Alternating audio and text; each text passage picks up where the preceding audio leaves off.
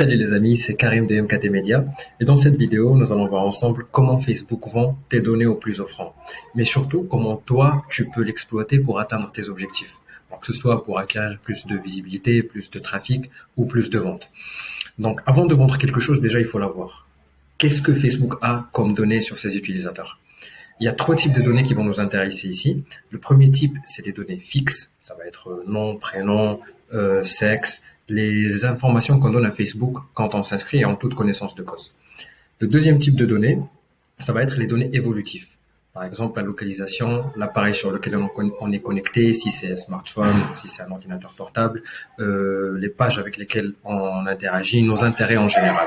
Parce qu'ils évoluent avec le temps. On n'a pas toujours les mêmes intérêts. Et le troisième type de données, ça va être les données actives. Et les données actives, c'est quoi? C'est le comportement de l'utilisateur dans et en dehors de la plateforme. Dans la plateforme, ça va être sous forme de qu'est-ce qu'il aime, qu'est-ce qu'il commente, qu'est-ce qu'il partage. Et en dehors de la plateforme, ça va être est-ce qu'il lit des blogs, c'est un acheteur actif, est-ce que c'est un window shopper? Est-ce qu'il se balade partout mais il n'achète jamais rien? Donc, Facebook rassemble toutes ces données et les stocke. Comment il fait pour savoir ce qui se passe en dehors de Facebook? Parce que pour qu'il sache ce qui se passe dans Facebook, c'est logique. C'est sa plateforme, il est chez lui, il sait ce qui se passe. Mais pour savoir ce qui se passe en dehors de sa plateforme, c'est tout simplement grâce au pixel Facebook. C'est quoi le pixel Facebook? C'est un bout de code qu'on met sur le site web et qui nous permet de traquer l'activité de l'utilisateur une fois qu'il a atterri dessus. Alors, que ce soit un site web, une landing page, ça dépend de ce qu'on utilise. Et quelle que soit la source du trafic d'ailleurs, ce n'est pas parce que le trafic ne vient pas de la publicité Facebook que le pixel ne va pas détecter ces événements et ne va pas enregistrer ces événements, pardon. Donc, ce qu'il faut garder en tête, c'est que la source de revenus principale de Facebook, c'est le fait de vendre des placements publicitaires aux entreprises. C'est vraiment sa principale source de revenus. Il en a d'autres à côté, mais la plus grosse, c'est celle-là. Donc, quand une entreprise décide de faire de la publicité et paye Facebook, l'algorithme de Facebook travaille pour toi. C'est en son intérêt de t'apporter le meilleur résultat en fonction de tes objectifs. Si tu veux que des gens aillent sur ton site pour lire ton blog, il va trouver des personnes qui répondent à ton critère.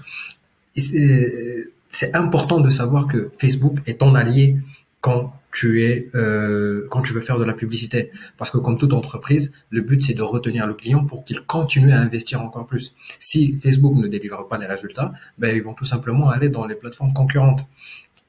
Et donc, ils travaillent. C'est pour ça qu'il y a des mises à jour d'algorithmes. C'est pour l'améliorer. Ce n'est en aucun cas pour essayer de bloquer les entreprises ou les marketeurs ou de les empêcher d'avancer ou de s'améliorer. Il y a des entreprises à qui j'ai parlé, j'ai vu qu'ils faisaient de la publicité en boostant des posts. Alors, je vous arrête tout de suite. Quand on fait du boost de post, on fait pas une campagne publicitaire. Tout ce qu'on fait, c'est du boost de post. Il faut aller du côté du gestionnaire publicitaire. Je vais faire une vidéo d'ailleurs spécialisée sur ça où je partagerai mon écran avec vous et on pourra voir en détail comment ça marche derrière. Mais pour vous donner une idée générale, c'est là où on peut vraiment faire des campagnes redoutables et on peut exploiter Facebook avec son plein potentiel. C'est sur alors il y a trois catégories. Il y a la première, on va dire catégorie, on peut appeler ça comme on veut. Mais bon. Donc on a la campagne, c'est là où on choisit l'objectif de ce qu'on veut de ce qu'on veut réaliser. Et après on a comment ça s'appelle? Adset, ensemble publicitaire.